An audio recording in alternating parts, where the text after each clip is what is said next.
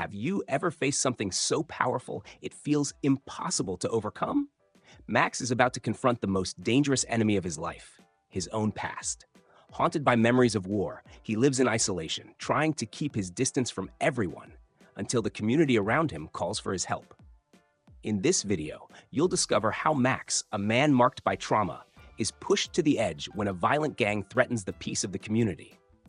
With every decision, he fights not only against the criminals, but against the ghosts that haunt him. Will he be able to protect others without losing himself? Get ready for an intense journey of action, suspense, and self-discovery, where the real battle takes place within Max.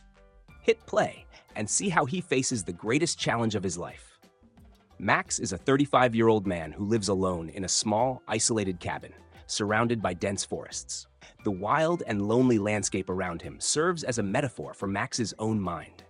During the day, he can be seen chopping wood with quick, precise movements, but at night, his true ghosts come to life. Max is tormented by war memories, flashes of battles, explosions, and the sound of screams echo in his mind like impossible to silence echoes. Max carries the invisible weight of trauma. He barely sleeps.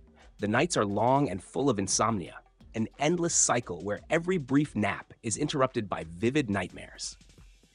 The walls of his cabin are a mirror of his soul, empty, bare, and marked by the damage he inflicted in moments of rage or despair. Isolation is a conscious choice, an attempt to keep his demons away from the rest of the world. The community that lives near Max's cabin, made up of simple people, rural workers, and humble families, lives in the shadow of Max's enigmatic and reserved figure. To them, he is a mystery, a man marked by pain, tough as stone, and at the same time, fragile as glass. Some have tried to reach out, offer food or talk, but Max avoided them, pushing everyone away with his cold stare and short words. It's not hatred he feels, but a paralyzing fear of connecting with others, as if his presence were a poison that could hurt everyone around him. Can you imagine what it's like to carry the weight of a past that keeps you from living in the present? Have you ever felt trapped between who you are and who you want to be? Max's cabin, lost among the trees, has become a sanctuary of escape, but also an emotional prison. He has distanced himself not only from the world, but from himself, trying to erase marks that are already part of who he is. A peaceful night in the small community around Max's cabin is shattered by screams and sounds of chaos. A violent group calling themselves the Wild Dogs begins to terrorize the locals. These are not just common criminals. These men carry with them an aura of brutality and impunity. They break into homes, loot supplies, beat anyone who tries to resist, and slowly turn the community's routine into a daily nightmare. Fear spreads like wildfire, transforming the friendly faces of neighbors into looks of paranoia and despair. Max, from the porch of his cabin, watches the lights and commotion of the community in the distance. Although his first reaction is to stay away, he cannot ignore the sounds of panic and the smell of smoke in the air. All of this begins to trigger memories of conflict zones where he once served. Max doesn't want to get involved, but at the same time, his mind forces him to relive scenes of destruction and violence. Days go by, and the situation only worsens. The community, hoping to find a savior, finally turns to Max's cabin. First, a woman with a face marked by fear, knocking at his door. She begs for help, telling how her husband was beaten and her son threatened. Then, a group of men, exasperated and out of options, plead with Max to use his skills to defend the community. They speak with a mix of respect and fear, as if they know that asking for his help means awakening something dangerous. Max, however, retreats. His expression hardens. His words are short and direct. "I can't help you." His gaze is filled with pain and determination. He doesn't want to fight, he doesn't want to be dragged back into violence, and he feels that any involvement would only bring more destruction, to them and to himself. Despite the desperate pleas, he closes the door and isolates himself once again. Max remains in the cabin, but with each rejected plea, with every face of despair he ignores, a piece of his soul seems to scream. He tries to convince himself he did the right thing, that fleeing from his old life is for the best. But can one truly escape their own fate? Max feels the weight of his decision, as if he's wearing an invisible armor made of pain and regret. In the middle of a gray, silent afternoon, while Max chops wood compulsively as if he could release his frustration with each swing of the axe, he is interrupted by an unexpected presence. A calm-looking man, dressed in a simple robe, emerges from the shadows of the trees. He is Monk Jean, a man of indeterminate age, serene, with eyes that shine as if they see beyond the surface. His presence is so peaceful that even the air seems to calm around him. Max at first reacts with suspicion. He drops the axe and stares at Jean with distrustful eyes, as if the stranger were just another ghost from his past, a threat in disguise. "What do you want?" Max's voice is harsh, trying to dispel Jean's tranquility with his roughness. Jean smiles slightly, unfazed. He doesn't carry the arrogance of someone who knows more, but the welcoming presence of someone who simply knows. "I just wanted to rest for a moment," he says calmly, sitting on a nearby log without waiting for permission. Max doesn't understand, but he can't help being intrigued by the monk. There's something about Jean, a serene energy, a peace that Max never knew could exist. For days, Jean appears as if he wants nothing, always nearby, without invading Max's space, but also without leaving. A curiosity grows in Max. He doesn't understand why Jean insists on being there, and, more importantly, why the monk seems so calm beside him, despite all his harshness and irritation. Until one day, after a long pause in silence, Jean starts to speak without looking directly at Max, as if talking to the wind. "You know, sometimes when we think there's no more path, that's when the path begins to open." Max rolls his eyes, his skepticism clearly stamped on his face. "You don't know anything about me," he grumbles, returning to his work, trying to ignore Jean's calm voice. But the monk continues, with the same serenity, as if planting invisible seeds in Max's hardened heart. Jean doesn't confront Max directly. Instead, he asks questions that pierce like soft but precise arrows. "What does it really mean to be a hero, Max? Do you believe the violence you've lived through defines who you are? Maybe running from your gifts isn't the same as finding peace." Max tries to push these thoughts away, but Jean's words echo in his mind long after the conversation ends. Jean doesn't tell him what to do or how to feel. He simply plants doubts, questioning what courage is, what redemption means, what it truly means to help others. And with each conversation, Max feels his anger and resistance melting away, though he doesn't want to admit it. Max feels a deep irritation, not with Jean, but with himself. Because deep down, he knows the monk is right. Is all his reluctance to help the community just fear of facing his own past? Or is it something more? A denial of his own potential to be more than his trauma? That night, Max lies in his bed, but sleep won't come. He stares at the ceiling of his cabin, his mind swirling with Jean's words. Dreams come and go, intense dreams that transport him back to the battlefields he once lived through. But this time, there's something different. Instead of being a soldier lost in the war, he sees himself as a bridge, someone who could prevent the destruction. And for the first time, Max feels a glimmer of hope. Maybe he still has a purpose, a reason to keep going. At dawn, Max gets up with a decision made. He doesn't know if it's the right choice, but he knows standing still is no longer an option. He approaches the community hesitantly, unsure of what to expect or how he'll be received. The villagers stare at him in silence, surprise and relief etched on their faces. That presence, once frightening and mysterious, now turns into a spark of hope. Max makes it clear, he doesn't want violence, he doesn't want war, but he also cannot allow the terror to continue. The weakened community looks at him with reverence, as if he were a warrior sent to protect them, even though Max doesn't feel anything like a hero. He devises a simple strategic plan, but makes it clear he's not there to lead an army, but to restore order. Inside, Max feels a storm. Every decision to fight, every strategy he reviews, is like a knife turning in his own emotional scars. He knows he's getting involved, knows this will bring him face to face with his greatest fears, not just of what's to come, but of what he himself is capable of doing. Even so, there's something different now. He's not running anymore. As Max helps the community prepare, small acts of gratitude begin to emerge. A child brings him an apple. An elderly man offers him advice. The closeness both frightens and strengthens him.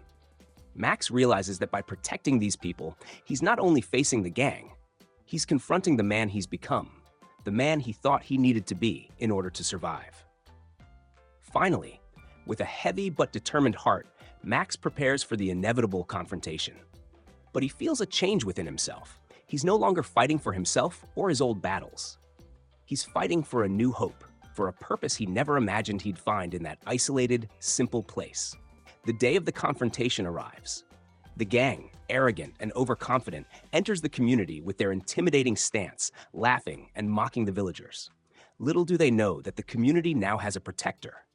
Not just an ex-soldier, but a man willing to defend those who cannot defend themselves. Max stands ready, his body tense and alert like a wire about to snap. Combat tactics come back to him like muscle memory, the result of years of training. But something inside him stops him from acting with the same coldness as before. He feels every movement, every punch, every block, and realizes that he's fighting with a new purpose. Not to destroy, but to protect. Every blow is calculated. Every action is deliberate. He uses only the necessary force, always trying to immobilize without causing serious harm, a dance of controlled violence and determination. The fight is intense, fast, filled with tense moments that make hearts race. Max moves with agility, his mind working in real time to anticipate his opponent's moves, but he hesitates to unleash his full lethal abilities. The villagers watching the fight from their homes see in Max not just a warrior, but someone who is there for them, for their families, for their peace. They become witnesses to a man torn between his dark past and a present where he tries to be better. Each blow Max lands takes him deeper into himself. He feels the anger, fear, and guilt trying to rise like a stormy sea. He remembers the faces he's seen lose their lives, the sounds of past battles, but he also remembers Jean's words, like an anchor for his soul. True strength isn't in what you can destroy, but in what you can protect, Jean had said, and it echoes in his mind with every punch he throws, every block he makes. Finally, with the help of some brave villagers who gain confidence in Max's presence, the gang is defeated. There are no deaths, no unnecessary bloodshed, just a release for everyone, both for the community, who breathes a sigh of relief, and for Max, who feels a strange peace growing inside him. The gang is subdued and retreats, humiliated, while the villagers applaud and thank Max. But he feels no pride or glory. Instead, he feels a deep exhaustion, a tiredness not just from the physical fight, but from the internal battle he's been waging. Max returns to his cabin, covered in sweat, dirt, and the marks of the conflict. He washes his face with cold water, trying to wash away not just the blood, but the weight of his choices. He looks at his own hands, questioning himself. Did I do the right thing, or have I just become what I feared the most? Max locks himself in his cabin that night, and the silence hangs over him like a dark cloud. Now that the adrenaline from the fight has faded, the internal crisis takes hold. Sitting on the wooden floor, his eyes distant, he tries to understand what happened. Max feels that by fighting, he opened a door to the past, a door he had tried to seal with all his strength. His thoughts are like a whirlwind, swirling between guilt, doubt, and a question he can't answer. Is he a savior or just a tool of violence? He remembers the military training, the brutality that made him lose so much. With each memory, the weight of his decision to fight to protect the community feels more oppressive. Even having used minimal force, even having done everything to avoid a massacre, he can't shake the feeling that he's become that war soldier again, the man he swore he'd never be.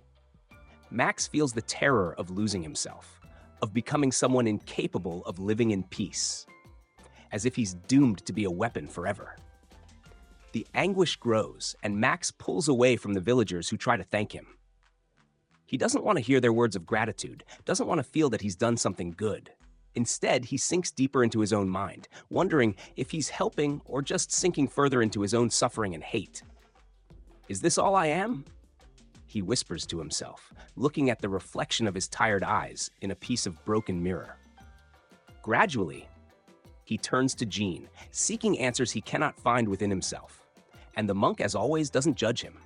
Instead, Jean just listens, with kind eyes and the same peaceful demeanor that Max encountered the first time. You're not a monster, Max. You're not a hero. You're just a man trying to find his way. These words are simple, but carry immense weight, like a key to a new understanding. Jean speaks of balance, of how every human carries both light and shadow, and that accepting this duality is the first step toward inner peace. The violence you fear, Max, is just a part of you. But you have a choice. You always have a choice. The monk reminds him that it's not about erasing the past, but about finding a way to be whole, to use his abilities for something greater, for something that transcends mere violence. Max doesn't find immediate answers, but he finds a pause to breathe, to feel. He realizes that the fight wasn't the problem, but the way he viewed the fight as a return to a destructive past. But maybe he can redefine what it means to fight. Maybe, after all, he can choose to be a protector without losing himself to what he once was. The tension finally reaches its peak when the gang returns for one final confrontation, more brutal and determined to take over the community for good. Max, now less hesitant, feels the weight of the decision on his shoulders. The fight is no longer just against the gang, but against the shadow of the person he fears becoming. The people around him are scared, but there's a new confidence in their eyes. A confidence placed in Max, even though he still has doubts about deserving it. The sun slowly sets, and the air is filled with a nearly tangible tension. Max prepares for what he knows will be the decisive battle. He feels his heart racing, his mind full of strategies and memories. But there's something different now. He's no longer running from what he feels, no longer fighting against himself. He's there to protect, to do what he can with the weight he carries. And that makes all the difference. When the gang arrives, Max steps forward. They are armed and ready to do whatever it takes to regain control. Max, standing alongside the villagers who now have the courage to fight by his side, begins to execute his plan. He knows it won't be easy, knows that every move matters, but deep down he feels he's doing the right thing. The fight is fierce, with fast and intense scenes. Max uses all his skills, dodging, immobilizing, strategizing to protect the villagers. Every blow is a choice, a conscious decision to be more than the violence he once knew. But then, in the middle of the battle, something happens. A child from the community, trying to flee, finds herself cornered. The gang takes her hostage, a direct threat to the girl's life. And Max feels the world stop. He knows he needs to act quickly, but there's a choice before him. A choice that will determine everything. He can save himself, continue fighting to protect himself, or he can take the risk, sacrifice his own safety to save that life. Each second feels like an eternity. Max remembers Jean's words. True courage is choosing who you want to be, even when fear tries to hold you back. Max makes his decision. With a quick and precise move, he throws himself toward the child, placing himself between her and the weapon aimed at her head. He manages to disarm the attacker, but he's hit in the process. A shot rings out, and Max feels the pain pierce his body. But he doesn't stop. With his last burst of strength, he pulls the girl out of danger, immobilizing the assailant and forcing the gang to finally retreat, defeated. Silence falls. Max, wounded, drops to his knees, breathing heavily. He saved a life. He made a choice, one stronger than all the fear, stronger than all the pain. And in that moment, he feels something he hasn't felt in a long time. Peace. Not because the fight is over, but because he finally chose to be who he truly is, without being trapped by the past. The community gathers around him, thanking him, tending to his wounds. And as Max is carried off to recover, he looks up at the sky and feels that, perhaps for the first time in a long while, he's found a new path. Max spends the following days in recovery, his wound healing not just physically, but also emotionally. He remains in his cabin, but the atmosphere around him is different now. The community approaches carefully and kindly, bringing food, words of gratitude, and sitting beside him as he heals. Max realizes he's no longer the mysterious and frightening stranger. Now he's part of these people's lives, someone who helped turn darkness into hope. Jean continues to visit him, always with that same serene, penetrating look. The monk doesn't speak much. He just sits beside Max, a calm presence amid the storm that is still settling inside him. But there is one thing Jean says that stays etched in Max's heart. You don't need to be perfect to make a difference. You just need to be human. Max reflects on these words. He always thought he had to be a flawless hero or an irredeemable monster. He never considered that he could simply be human, with all his complexities, his light and shadow. And so he begins to accept who he is, not as a weapon, not as a legend, but as a man who can choose, every day, to be a better version of himself. The community slowly rebuilds. Max, though still marked by the scars of his past, now helps in other ways. He teaches nonviolent defense techniques, helps repair damaged homes, and becomes an active presence among the people. He finds a balance, a purpose he never imagined. Max realizes that protecting doesn't mean fighting, but caring, supporting, being present. The silence that once weighed heavy in his cabin becomes comforting. The isolation he once sought as an escape transforms into moments of peace and reflection. And even though he still faces sleepless nights and memories of war, there's a fundamental difference. He's no longer alone.